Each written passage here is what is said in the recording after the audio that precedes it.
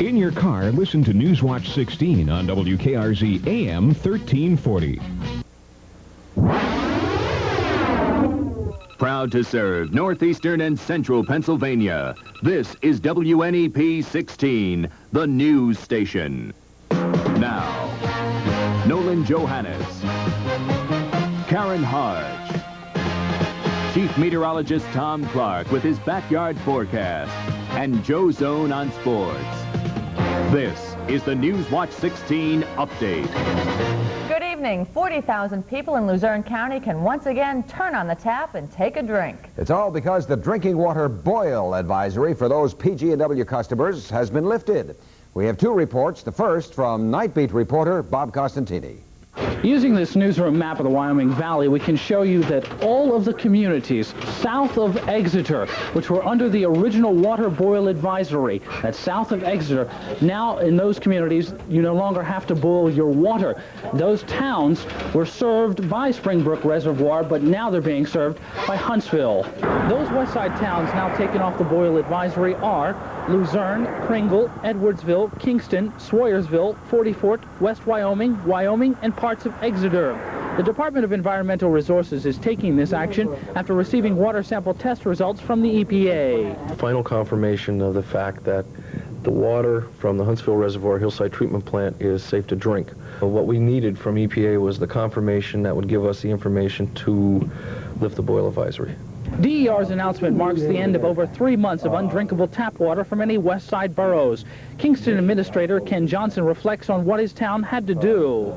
Financially, it really hasn't caused any more drain than at any other time. As far as manpower is concerned, it's been a logistical problem for the Public Works Department. For the people of Exeter, here's a detailed description of an imaginary line south of which you can stop boiling water. Susquehanna Avenue to Erie Avenue, except the Jewel Corps building. Memorial Avenue from Erie Avenue south, except the St. Anthony's Community Center. Wyoming Avenue with street addresses higher than 960. Slocum Avenue from West Wyoming to Packer Avenue, and Packer Avenue from Slocum Avenue to Mason Lane. All other communities involved in the first giardiasis advisory must still boil their water. Bob Costantini, Newswatch 16, Exeter. This is Mark Davis. Now that the boil water advisory has been lifted, things can return to normal here in the kitchen of Andy Perugino's restaurant in Luzerne. Since December 23rd, large jugs of spring water and dozens of cans of water have been common sights in this and many other kitchens in the affected area. Andy Perugino finds it hard to describe the relief. I don't know. I don't think there's words to describe it. It's like lifting the world off my body. There's also great relief for some of the restaurant customers. People who have been living with the boil water advisory for more than 3 months now. Charles Riley and his wife Florence live in Wyoming. Pretty satisfied. Just hope it continues and that we can count on it being that way for a while. I found that I have been brushing my teeth with the water recently. I wasn't as cautious as I was. I feel a little better about it, but I'm sure that I will continue to buy water or use another source of water for drinking. For Andy Perugino and the other restaurant owners here in the affected area, the news is especially sweet because now business can return to normal. And he tells me at times business was off as much as 50 to 75%. And he's sure now that all of those people who didn't come before will come back to his restaurant now. Mark Davis, Newswatch 16, Luzerne. For those of you in the boil water area who are thinking about water filters for your home, Action 16 is a word of caution. The National Sanitation Foundation has just approved one filter for giardiasis protection. It's the Royal Dalton filter model F83. With the foundation's approval comes automatic state DER permission for businesses to use it to filter out the giardia cysts. But the country's leading expert on giardia tells Action 16's Jerry Gartenberg he has problems with the National Sanitation Foundation's tests because they use dust particles instead of actual giardia cysts. I'm not happy with tests that uses dust particles, Jerry. I think that they will not stand up effectively against giardia because the giardia organism is quite pliable and could easily squeeze through. Again, the filters Dr. Hibbler tested for Action 16 and approves for removing giardia cysts are Royal Dalton's model F303, Everpure model QC4, Micro Twin 10 TOBC, and Seagull 4 model X1F. Barriers that are supposed to protect people in Old Forge from dangerous chemicals have broken down. In this exclusive report, Newswatch 16's Bob Reynolds says an illegal chemical dump in Lackawanna County is spreading. Investigators say thousands of drums of chemicals and poisons were illegally buried at the Northeast landfill in Old Forge. One of the first things officials did to protect the public from the mess was to put up this fence. It cost approximately $100,000. The main purpose of this fence is to keep people away from the dangerous toxic waste dump. But look at this. And if you think that is bad, let me show you something else. Take a look at this gate, which is supposed to keep people out. Some people would say it's not working. It all adds up to, I don't know, sort of a slipshod operation by the people that are running it. You know, if that's EPA, then that's their job. They should have did a better job than this. The fence is just the beginning of what some call a shoddy job. We visited the illegal chemical dump with a group of citizens who are trying to get the potentially deadly mess cleaned up. This suspicious-looking stuff may be buried toxic chemicals oozing to the surface. It's making its way past the fence and flowing out of the dump. Animals or children or anyone could be around those areas. We don't want them around those areas. And then there's this pond. It's filled with foul-smelling stuff from the dump, but it's not fenced off at all. It's wide open to anyone, including children who may wander in. I don't understand why it wasn't contained within the fence site, if that's the purpose of the fence, to keep people out of dangerous areas. To me, it's a dangerous area. Is anything going to be done? The Environmental Protection Agency is in charge at the site. It says it'll fix the fence, but has not decided if the pond area will be fenced off, even though EPA's own tests have shown the water contains small trace levels of chemicals which are suspected cancer causers, are toxic, and can be absorbed through the skin. Bob Reynolds, Newswatch 16, Old Forge. Still ahead, picking up the pieces after the storm of storms. Plus, a little later, we're all invited to a party at the Newswatch 16 Update Video Zoo. We'll pass out the cake as the update continues. WNEP salutes Archbishop John J. O'Connor. A lot of us here in northeastern and central Pennsylvania are still cleaning up from yesterday's snowstorm. And as Newswatch 16's Kathi Belich reports, some towns seem to be a bit slower than others. Wilkes-Barre's road crews were out a little earlier than usual. The plows and salt trucks started around 4 a.m. Thursday and were all finished up by about 6 that evening. Today's crews worked regular shifts. Wilkes-Barre cleared 300 miles of city streets and 200 miles of alleyways, using about 37 men altogether on 15 plows and 1 grader. Scranton got about 2 more inches of snow than Wilkes-Barre did, but had only 255 miles of city street to clear, plus alleyways. Department of Public Works officials say Scranton's crews, totaling about the same as Wilkes-Barre's, about 35 men, were out overnight, both Wednesday and Thursday, with their 9 plows and 2 graders. By this morning, Adams Avenue downtown was like a divided road, with snow piled right down the middle. DPW Director Joseph Lockney couldn't really find a reason why roads were much worse in Scranton, even though the Scranton crews worked about 3 times harder than crews in Wilkes-Barre, accumulating lots of overtime. We had the city almost done the first time, then we had to go back and we had to do it again the second time, and it came down with such a velocity that no matter what kind of equipment you had, you couldn't keep up with the way the snow was falling. Even though DPW says 90% of the city streets were cleared yesterday, today there were still streets that looked like this. Ridge Avenue in Scranton, 2 days after the big snowstorm started. And please wish us luck getting out of here. This is the 4th time our news car got stuck in the city in the last 2 days. Kathi Belich, Newswatch 16, Scranton. Is there anyone over there that can give us... She did get out, by the way. Still ahead, celebrating a birthday at the Newswatch 16 Update Video Zoo. But first, meteorologist Tom Clark will be going out to his backyard with hopefully some good news for the weekend. Well, you know, I think you're going to be happy with the change coming this weekend. Good. And I'll be out in the snowy backyard to tell you all about it. WNEP salutes the Northwest Area Ranger State Class 8 champs again. If you're driving in Northumberland County in the future and see someone picking up some old beer bottles along the highway, here's why. Sunbury court officials say from now on, convicted drunk drivers will do just that. Offenders may be required by the judge to spend 30 hours picking up litter or doing janitorial work for Northumberland County towns. That's in addition to other penalties for driving while drunk. Well, let's go out to the backyard to Tom Clark, who's going to make us all happy, aren't you, Tom? I am, Karen, but it's still snowing tonight in the backyard. We've picked up about a quarter inch since 5 o'clock this afternoon, but it's been a heavy, wet snow, that's for sure. Look at, I got to shake the snow off this spruce here. I had almost an inch and a half of water in my rain gauge here in this backyard after 9 inches of snow. And like I say, light snow now in the backyard. Let's check the temperature as it stands overhead.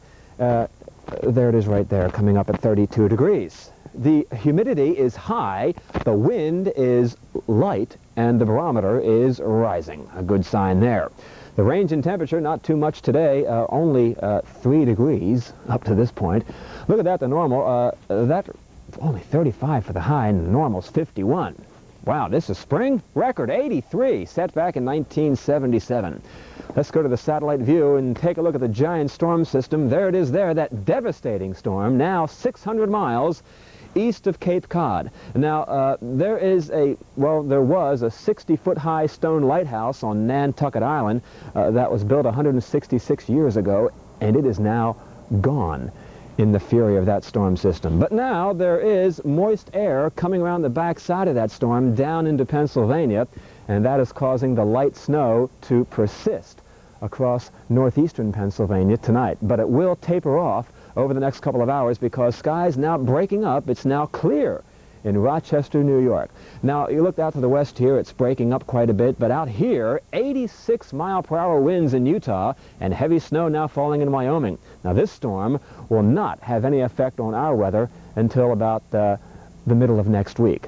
But getting back to the east, the deepest snowfall I've seen reported was up in Boonville, New York, about 30 miles north of Utica, 36 inches on the ground. Now let's go to the forecast for tomorrow morning at 6 a.m. Just a cloudy sky overhead. It will be icy.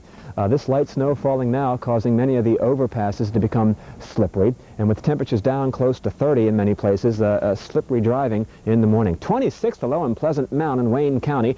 In the Happy Valley section of Exeter, about 30 tonight. Down there in Buck Township, 28, 30 in Minersville, and in White Deer Furnace, out there in Union County, 30 the low tonight. Now tomorrow during the day, the sun returns. However, it will be accompanied by lots of stratocumulus clouds overhead, so well, it'll be better looking than it was today, guaranteed. 42 the high in Carbondale, 45 in Benton, Pocono Lake, 38 the high tomorrow. Spring skiing at its very best this weekend. 46 in Tamaqua, 47 in Sunbury, out there in Nesbitt, just west of Williamsport, in the middle 40s. A northwest wind, not too bad tomorrow afternoon.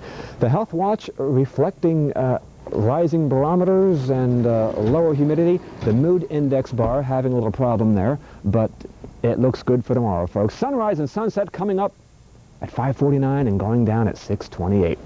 The light snow will continue for just a while yet tonight. It has tapered off in Williamsport and down to the south towards Sunbury, but here in the northeast, a few more hours of light snow, another inch or two in the highest elevations, but it'll taper off. Partly sunny tomorrow, 45.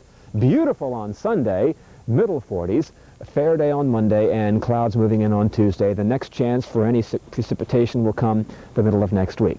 But even though it'll be very sloppy and slushy underfoot this weekend, the sun will shine. Oh, right. You did make us happy. Yes, you did. Thanks, Okay. Tom. Thanks, Tom. Coming up, Joe Zone has the state basketball champs. Plus a look at the Erie team that plays Williamsport tomorrow night. The 16 Sports Screen is next.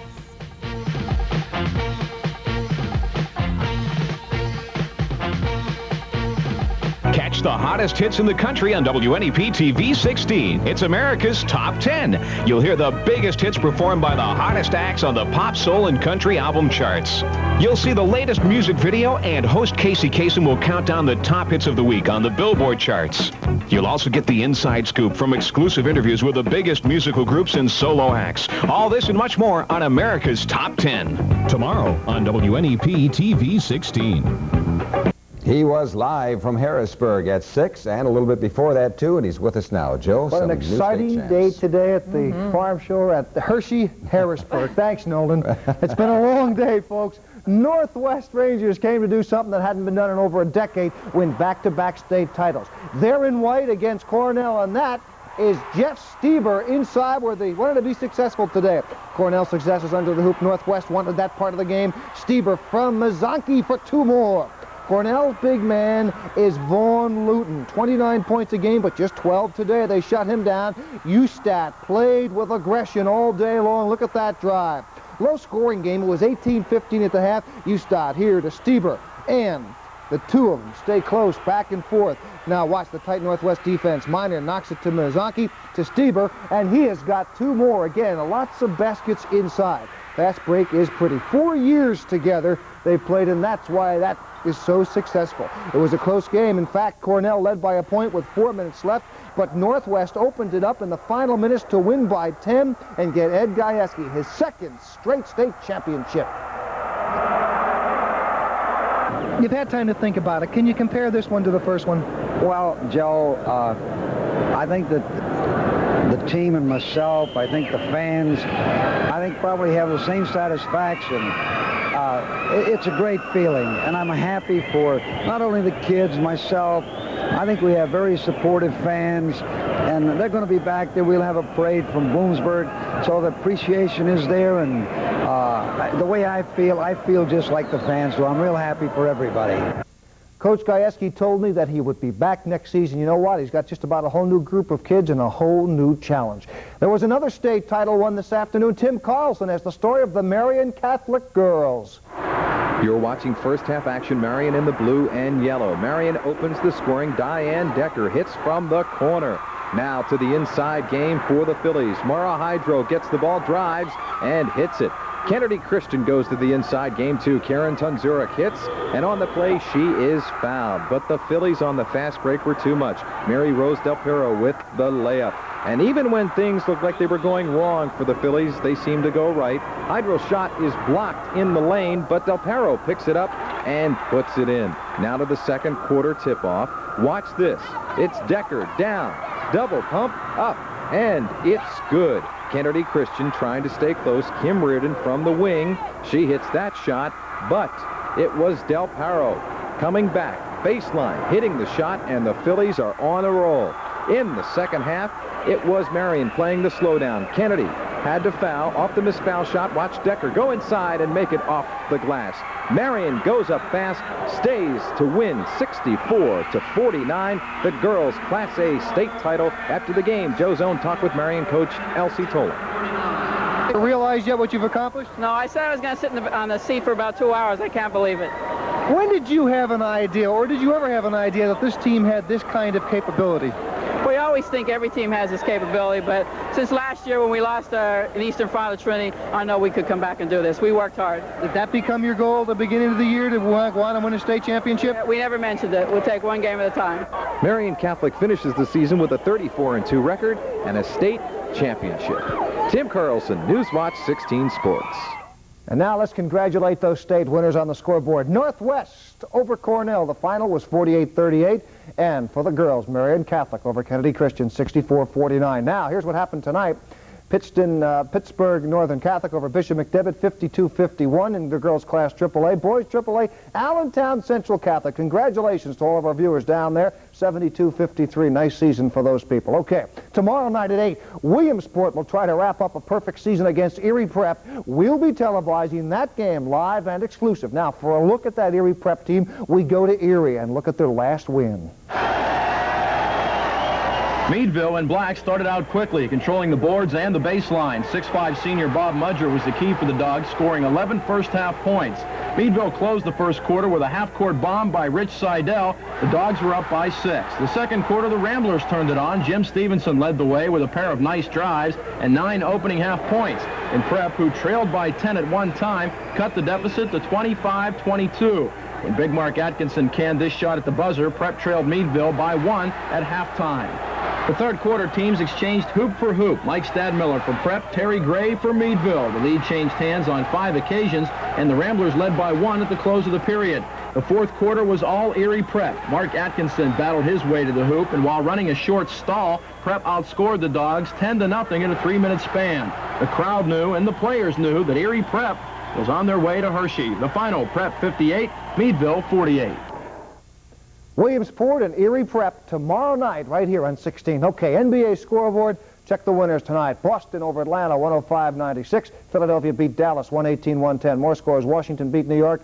Indiana over Cleveland. Milwaukee, Chicago, 99-70 in the fourth. NHL now, Philadelphia beat New Jersey 6-2, and St. Louis, Winnipeg, 1-1 in the third. Pocono Downs tonight. They opened their season. A lot of snow, but they still got it in. Daily double was 8-1. It paid $22.40. The fourth try was 1-2-6, $102.60. Fish forecast for tomorrow.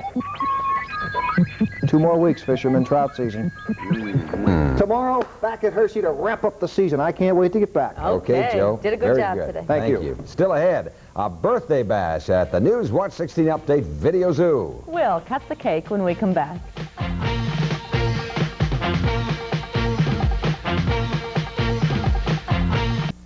Finally tonight, happy birthday to our favorite condor in our Newswatch 16 Update Video Zoo. His name is Sisquak, and he's 1 year old today.